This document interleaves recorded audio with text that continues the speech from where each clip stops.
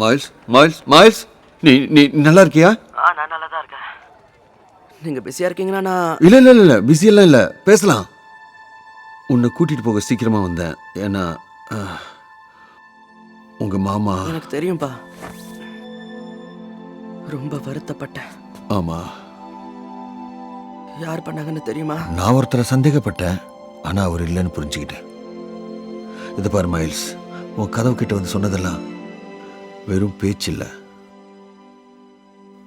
அப்புறம் இன்னொரு விஷயம், நாம யார் தொந்தரவும் இல்லாம சொந்தமா ஒரு சிவரு கட்டிக்கிட்டா நல்லா இருக்கும்னு நினைக்கிறேன். அதான் எங்க போலீஸ் ஸ்டேஷன்ல இருக்கிற மாதிரி.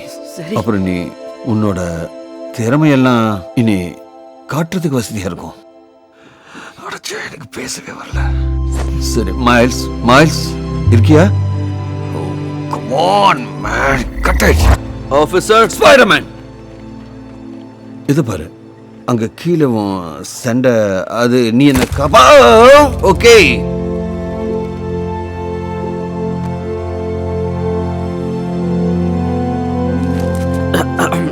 நான் உங்க கூட சேர்ந்து வேலை செய்ய விரும்புறேன். நான் கூட உங்க கூட, ஆனா நான் உங்க மெத்தட்ஸை ஒத்துக்க முடியாது. நாம பேசி வேணா ஒரு அக்ரிமெண்ட்க்கு வரலான்னு நினைக்கிறேன். உங்க தைரியத்தை நான் பாராட்டுறேன். I love you. ஒரு நிமிஷம், என்ன? அப்படியே கொஞ்சம் திரும்பி பாருங்க.